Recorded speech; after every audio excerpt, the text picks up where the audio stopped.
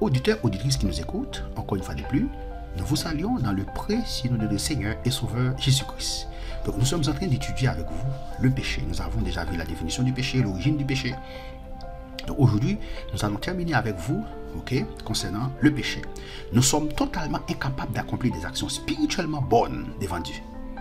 Nous sommes totalement incapables d'accomplir des actions spirituellement bonnes devant Dieu. Nous allons commencer ici. Puisque nous sommes dépourvus de tout bien spirituel en nous-mêmes, il en découle bien sûr que nous sommes aussi incapables de faire le bien par nous-mêmes. Nous sommes aussi incapables de faire le bien par nous-mêmes. Tout le bien qu'un homme peut faire sans Dieu ne saurait être un bien devant Dieu, qui lui serait fondamentalement agréable. Ne saurait être un bien devant Dieu, qui lui serait fondamentalement agréable. Ne serait-ce que parce qu'il n'est pas fait pour la gloire de Dieu, par la foi et par amour pour lui. Romains 8, verset 8. Or, ceux qui vivent selon la chair ne sauraient plaire à Dieu. Romains 8, verset 8. Or, ceux qui vivent selon la chair ne sauraient plaire à Dieu. Hébreux 11, verset 6. Or, sans la foi, il est impossible de lui être agréable. Car il faut que celui qui s'approche de Dieu croit que Dieu existe et qu'il est le rémunérateur de ceux qui les cherchent. Donc, la triste réalité de notre nature pécheresse nous garde dans un état d'esclavage au péché.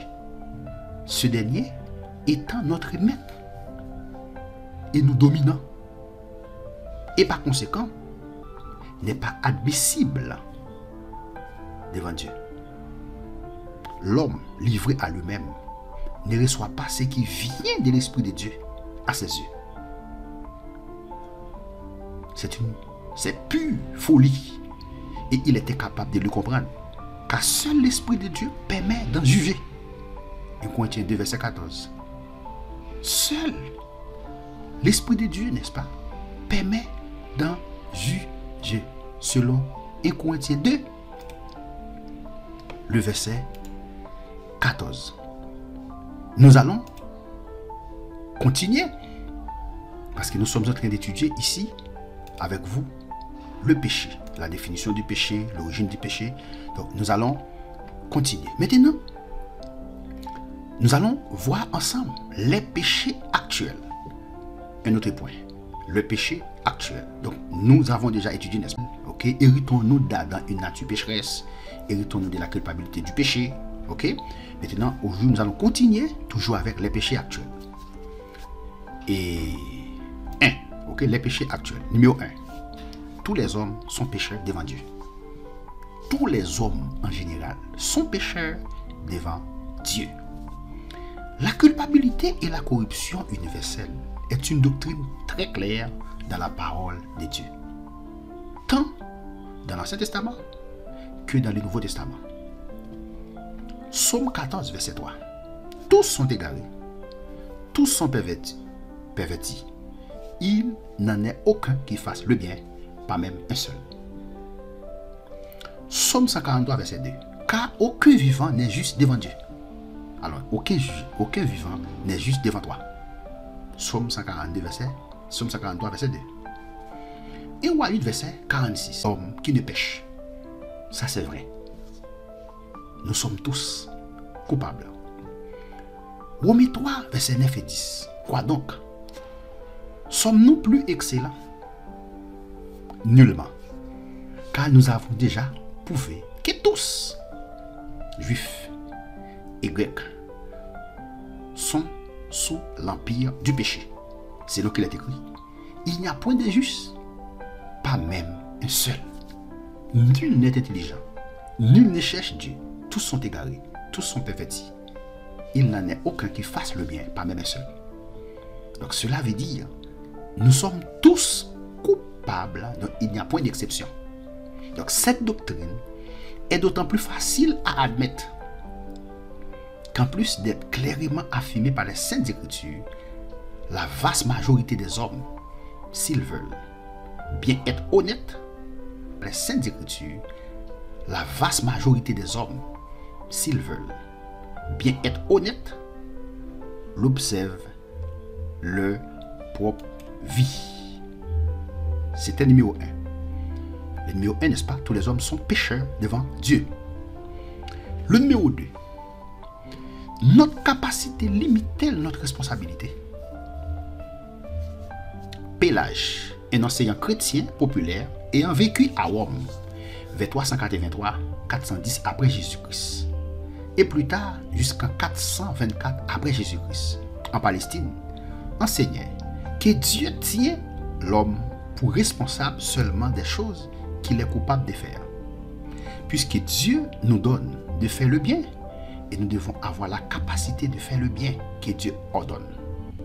La position pélagienne rejette la doctrine du péché hérité chez Adam. Vous comprenez? Mais voilà, la parole de Dieu n'enseigne pas cette doctrine qui voudrait que l'homme ne soit tenu responsable que ce qu'il est capable de faire. En effet, la Bible enseigne à la fois que tous les hommes, pécheurs par nature, et par conséquent incapables de faire le bien, et que nous sommes tous coupables devant Dieu.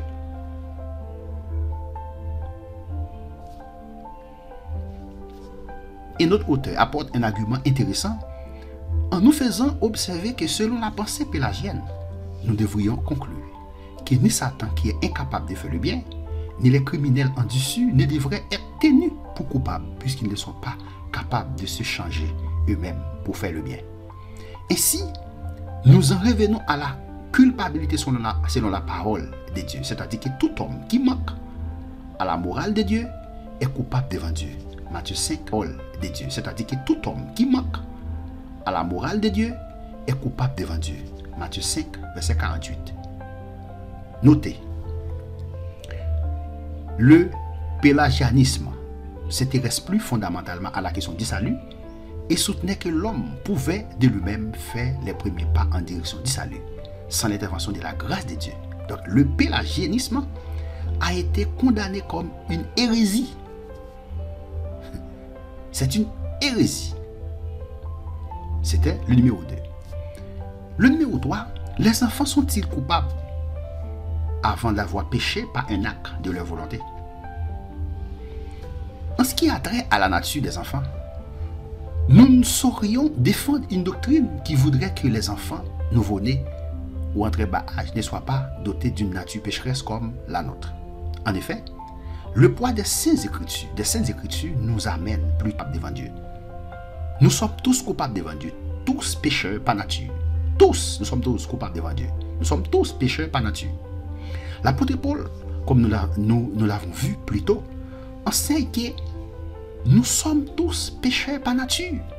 Donc la question qui est beaucoup plus délicate à trancher est la destinée de tous les enfants qui décèdent avant d'être en âge de prendre une décision pour Christ. Est-il possible que certains soient sauvés? Disons premièrement que si certains de ces enfants étaient sauvés,